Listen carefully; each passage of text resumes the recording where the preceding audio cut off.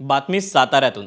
सातारा जिल्ह्यातील पसरणी घाट परिसरात एका जिद्दी शेतकऱ्यानं अशक्य वाटणारी गोष्ट सत्यात उतरवली। ऊस, भाजीपाला, धान्य पिकवणाऱ्या जमिनीत आता थेट सफरचंदाची बाग फुलली आहे। 2 एकर क्षेत्रात तब्बल 600 सफरचंदांची झाडं लावून बापू भिलारे यांनी शेतीत एक नवी क्रांती घडवून आणली। त्यांच्या या अनोख्या प्रयोगाची राज्यभरात चर्चा आहे। पाहूया। महाबळेश्वर आणि पाचगणीच्या कुशीत वसलेला पसरणी घाट।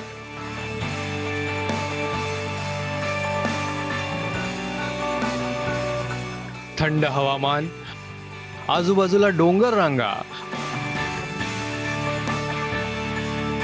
आणि निसर्गरम्य असा हा परिसर।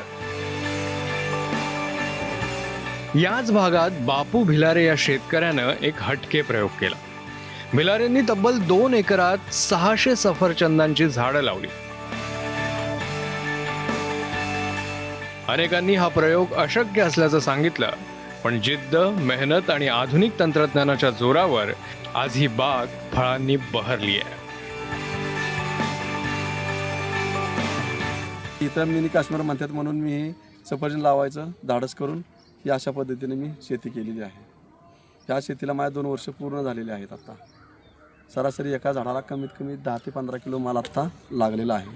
आणि सर्वप्रथम झाडांचे खड्डे काढून शेणखत वगैरे टाकून ऑर्गॅनिकमध्ये सर्व ह्याच्यावरती काम करून ह्या शेतीचं मी असं उत्पन्न घेतलेलं आहे। लाल चुटूक, टवटवीत आणि आकर्षक सफरचंदांनी सजलेली ही बाग पाहण्यासाठी राज्यभरातून पर्यटक भिलारेंच्या बागेला भेट देत आहेत। इंडिया ग्रो म्हणून तर त्याची खतं ह्यांना वापरायला सांगितली होती।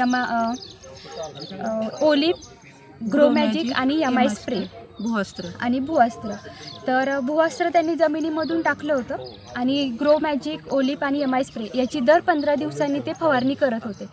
तर त्याचा फायदा असा झाला की त्यांच्यात हे जे रोपं होते तर त्याला फुलंही लागली आहेत, फळं लागले, तर ते आता एकदम खुश आहेत। आपल्या पूर्ण ह्याच्यामध्ये फर्स्ट टाईम असं झालं आहे की ॲपलची लागवड झाली आहे आणि ॲपल पण आली आहे। या यशस्वी प्रयोगाची दखल प्रशासनानंही घेतली आहे।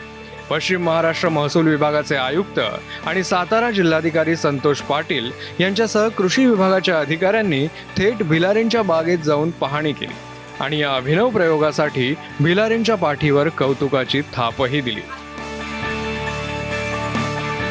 अनोखा प्रयोग महाराष्ट्रात पहिल्यांदा होतोय, म्हणजे सर्व शेतकरी बांधवांनी याच्यातून प्रेरणा घेणं अपेक्षित आहे।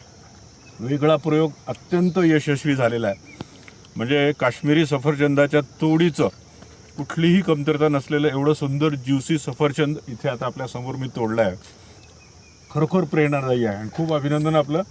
आणि आपल्याला जे सहकार्य राज्य शासनाच्या कृषी विभागाकडून असेल किंवा कृषी महाविद्यालयाकडून असेल, संपूर्ण आम्ही सहकार्य आपल्याला करू आणि ही बाब आपण सगळ्या शेतकऱ्यांपर्यंत पोहोचूया। खूप अभिनंदन। आता जे पर्यटक पाचगणी आणि महाबळेश्वरकडे येतील त्यांना बागेत जाऊन स्वतःच्या हाताने फळ झाड किंवा हे फळ तोडून घेऊन खाण्याची संधी या निमित्ताने उपलब्ध झालेली आहे। या निमित्तानं जिल्हाधिकारी म्हणून मी राज्यातल्या देशातल्या पर्यटकांना विनंती करतो की ज्यावेळेस आपण पाचगणी आणि महाबळेश्वरला भेट द्याल त्यावेळेस आमच्या पाचगणीच्या शेतकरी राजू भिलारे यांच्या शेताला आपण आवर्जून भेट द्या।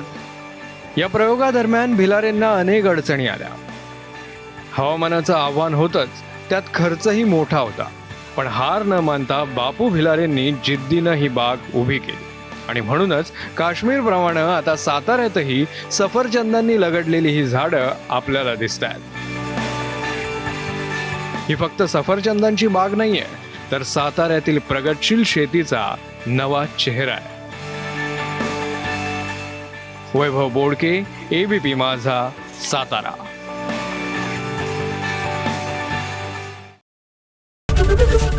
एबीपी माझा, उघडा डोळे बघा नीट।